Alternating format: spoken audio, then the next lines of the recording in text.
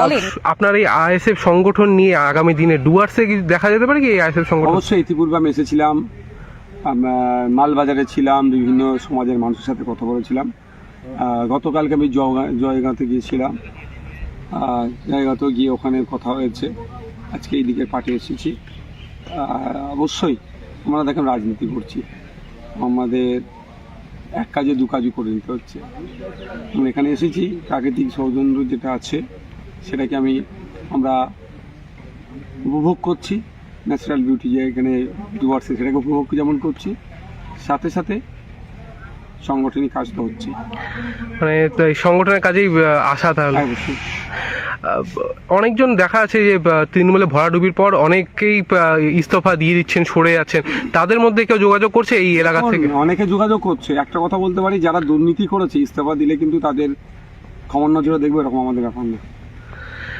আমাদের কঠিন নির্দেশ দিয়ে আছে দলের বুথ স্তর পর্যন্ত। তৃণমূলের থেকে যারা রেপুটেটেড, যারা পরিচিত মুখ, তারা সেই ধরনের দায়িত্বশীল যদি আইএসএফ আসতে চায়, বুথ লেভেল আগে তাদেরকে নিয়ে আমাদের নেতৃত্বরা বুথের মিটিং করবে, সে রেজুলেশন করে রাজ্য স্তরে পাঠাবে স্টেপ বাই স্টেপ।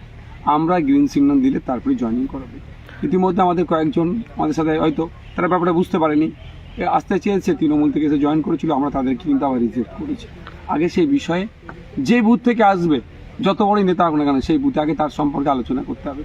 কারণ সেই বুথে আমাদের কর্মী সমর্থকদের উপর অত্যাচার করেছে, সাধারণ মানুষকে অত্যাচার করে অতিষ্ঠ করে রেখেছে।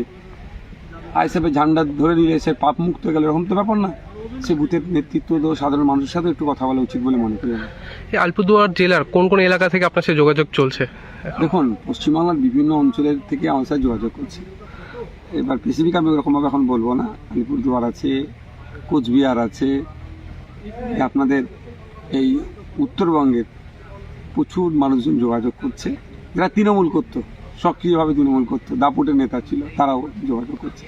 কিন্তু না নেওয়ার ব্যাপারটা হচ্ছে বুথ কমিটি, বুথ স্তরের মানুষের সাথে একটা।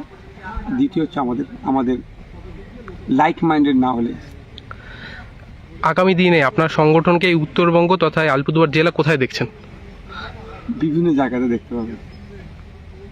ছিল, তারা হচ্ছে একটু গোপনে ছিল, কারণ শাসক দলের অত্যাচার, মিথ্যা মামলা, হ্যান ত্যান,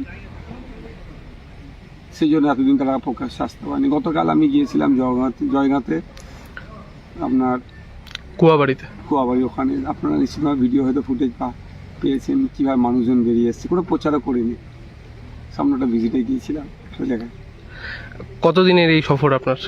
আগামীকাল মিটিং চলছে তাহলে সবার সাথে? ঠিক। ব্যুরো রিপোর্ট, অরণ্য টিভি।